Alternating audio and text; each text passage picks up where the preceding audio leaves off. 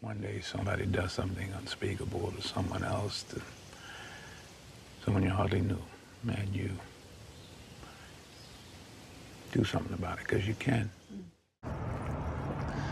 So we got CHP here with these guys on the curb. They have a tent here. So I wonder if they're citing him for being homeless. Find out in a second. What's he doing?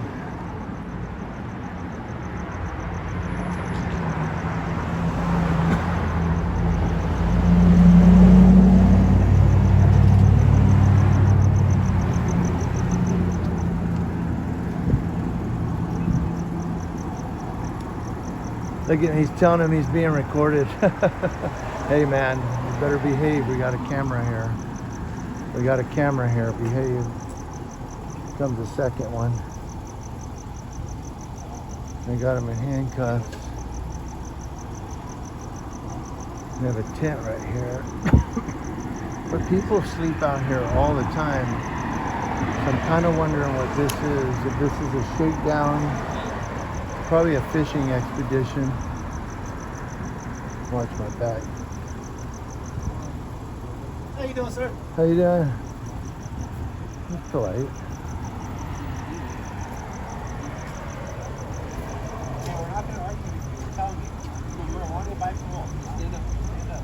He said, I'm not going to argue with you something. I check in on it every day. Okay, man, well, I'm going to make a phone call and confirm, but I'm just telling you what I'm looking at right now. So he must be on parole or probation. How did they know that? What was the probable cause is the real question. You just trying to get by? No. Oh, okay.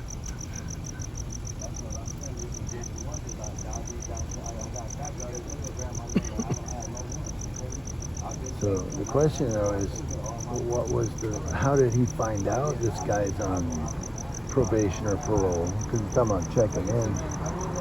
How did he find out? You know, he didn't just look over and go, hey, that guy's on probation. You know, so that's really, I mean, if the conditions of his probation or parole is that he's to check in or that he's, you know, subject to search, I get it.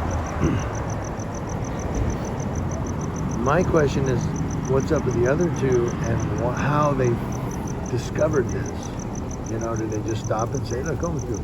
You got somebody behind me sitting in a chair over here with a blanket over his head.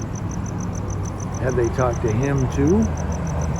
And if not, why not? Why did they just target people? So there's a lot of questions. These are all hypotheticals, but they're important questions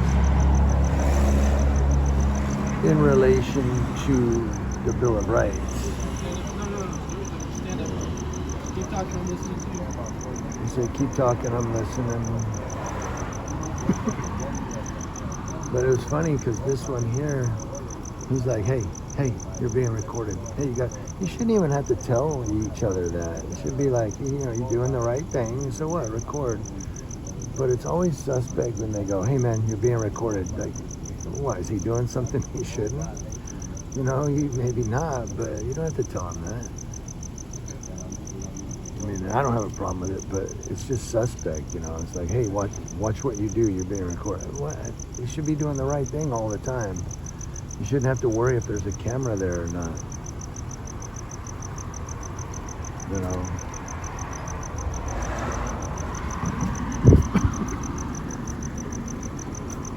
You know, it'd be like saying to your teenager, hey man, don't run across in front of that car. You shouldn't have to tell him that. You should already know not to do that. And so you shouldn't have to say, hey, there's a camera there. Yeah, so what? Yeah, okay, I'm doing the right thing. I don't care. You know, that's what should be the response.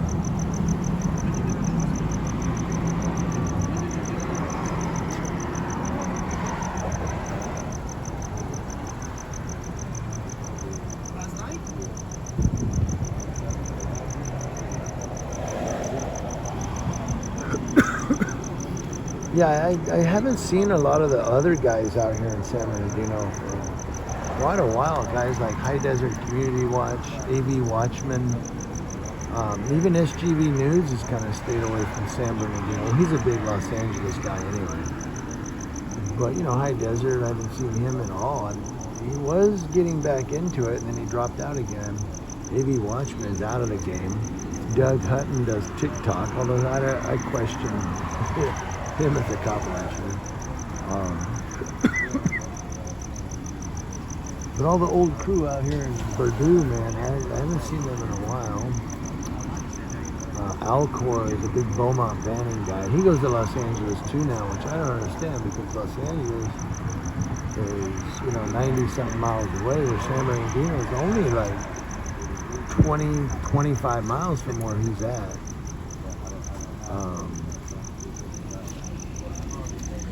So we'll kind of watch out here. I'm leaning against the wall just for, let them know that there's no nefarious here. I'm just recording. So I'm leaning against the wall just to let them know that everything's copacetic here. I'm not like standing up straight where I could, watch out, watch that guy. You don't have to watch me. I'm leaning against the wall. This wall right here. So I imagine he's probably going to take this guy.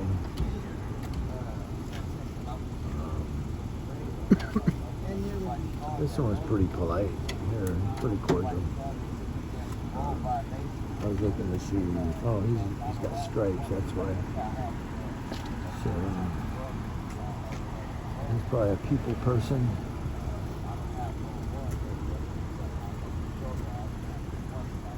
He's only got 2 stripes. Should take the 3rd stripe off that other sergeant and put it on this corporal here. That one, that Mr. Flashlight, Mr. Antagonistic. So he's going to talk to her.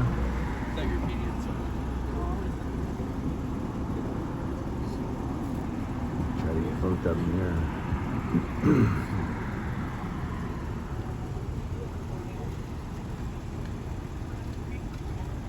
Now he said he would call to see if the guy's been checking in. We'll see if he does it. He did tell him that. He said, I'll call and see if he's been checking in.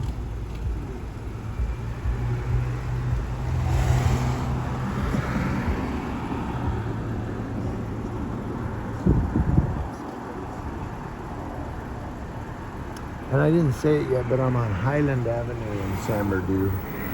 This is Highland. And it's about a half a mile or so from Waterman going westbound.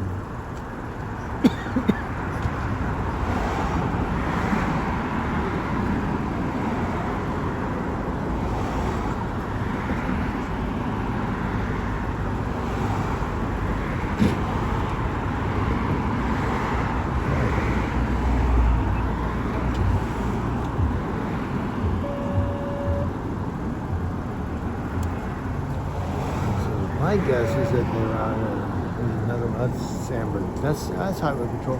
Oh, those guys were just at Subway, Code 7.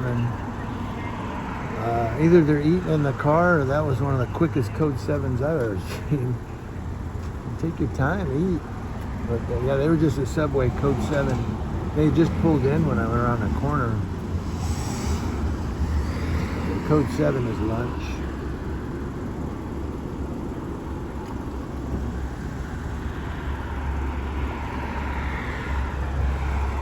So he's going to check in. He's putting gloves on. Or not. Yeah, he's putting his gloves on. So I'm going to check him out. Maybe, maybe not. But I'm just kind of standing relaxed. I got to sneeze. This is great.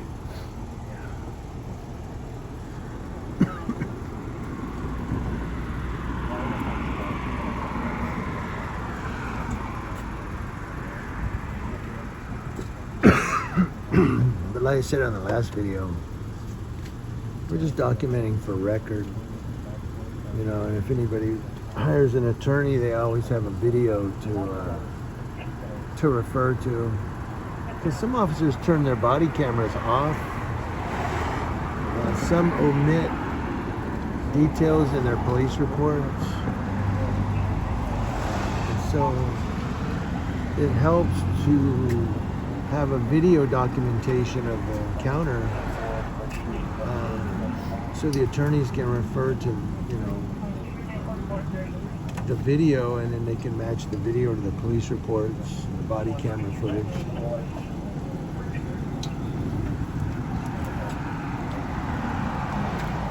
I mean, look at Deputy Arden.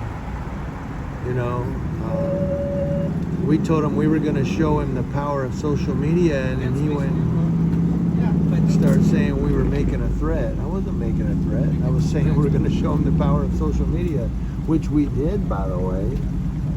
Look at this guy. We did show him the power of social media. And we did it in such a manner, I haven't seen him for a while. Last time I saw him was on the mud flaps call. He pulled the lady over for her mud flaps, which cracked me up.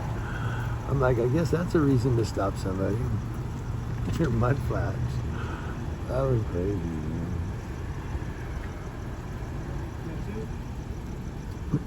This is just a pipe. To make it up here.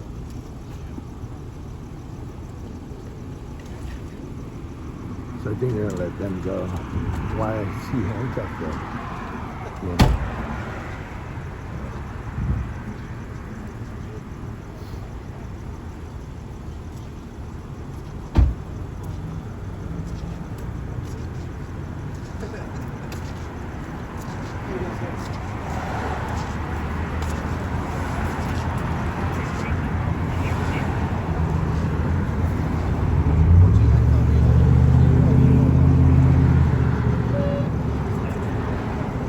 As far as I know, he hasn't called yet to see if he checked in, or maybe he's waiting on a response. But remember, he said, I'll call and see if you checked in. That's what he said to him. So I don't know if he's called yet and waiting on a response. But I haven't seen him make any calls.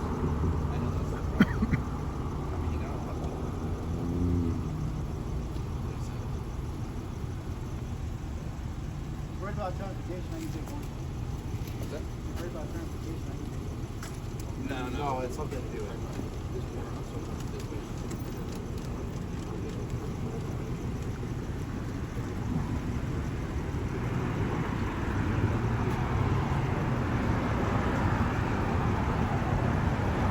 So they're talking about transportation. But I don't know if they're taking this guy or not.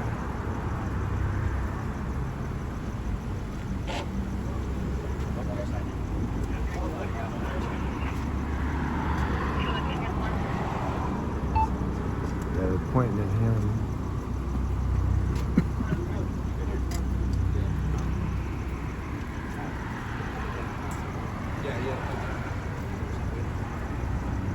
Yours is still up.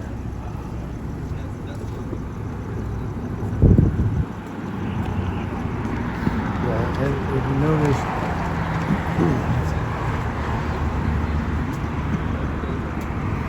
I don't ask for name and badge numbers because I'll get back to it.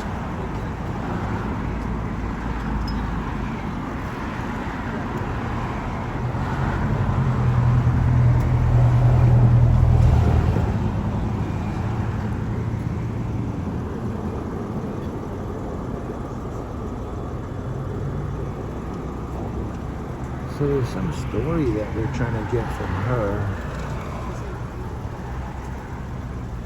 Or something, I don't know. Maybe he just told her that he was going to let her go. Yeah, I think he's letting her go is what he was telling her. I think they're going to let him go.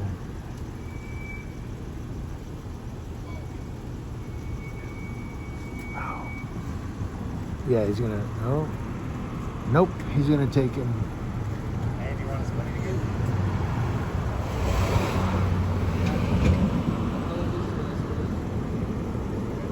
I guess you're going to take both the males.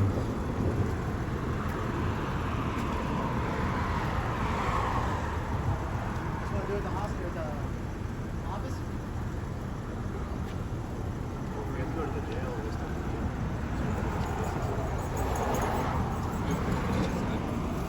He's gonna transport 2 people. I was saying, I don't.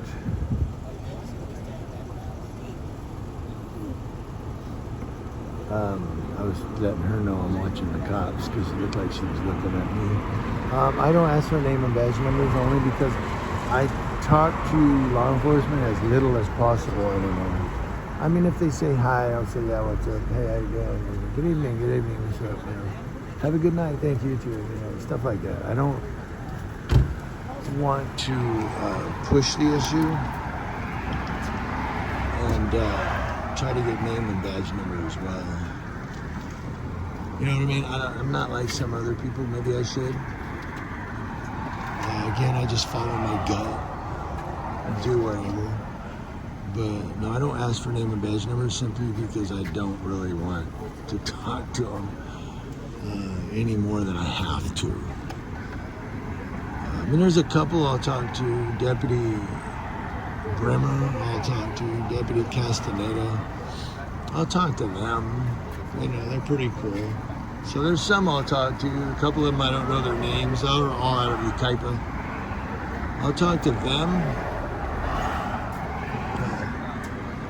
He's double locking the cuffs. He forgot to double lock them. He's over here with this guy.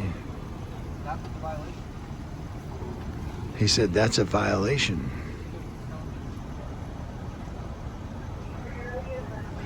And I'm trying to hook up my microphone. I'll see if it works tomorrow.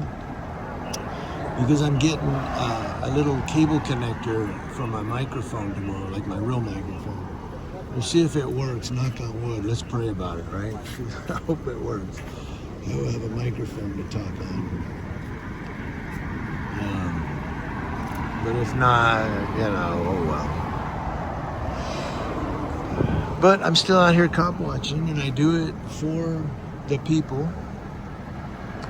I don't do it so much for the cops anymore. Remember how I used to say it's for everybody because the police too need... I don't do it for them no more because I've been screwed too many times by cops. You know, you're really nice to them and then they have a chance to like return the favor and they dick you. And it's like, dude, what? I've always been cool with you. Now you're gonna dick me? You know, so I just don't trust them, man. Because cops are so iffy. They have no, they have, this guy don't mind.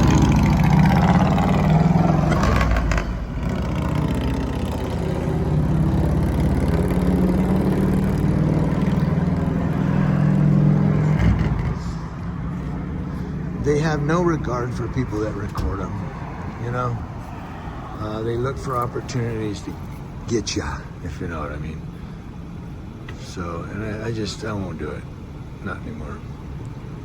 So, are they trying to double lock him? Or they're trying to get the seatbelt, I think, and he doesn't want to reach over him. I think they're doing the seatbelt, but he didn't want to reach over him. Well, they got this other guy's seatbelt. Or something, I don't know. It looked like he was doing the seatbelt. And they're gonna leave her out here by herself.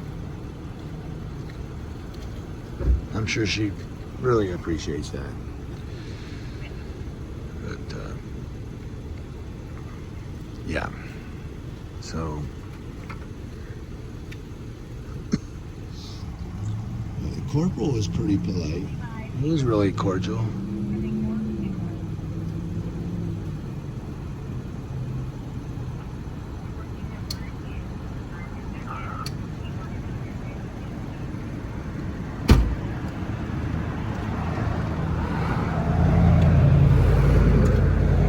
At least she has a tent to keep warm. I was afraid they were going to make them take down the tent and everything. But at least she has a place to get in and be warm and maybe stay safe. And she doesn't have anybody to protect her, though. Any guys out here now, they took them away. Hopefully this guy over here in the chair with a blanket on, that guy. Now hopefully he'll kind of watch out for her a little bit. It's a little thing.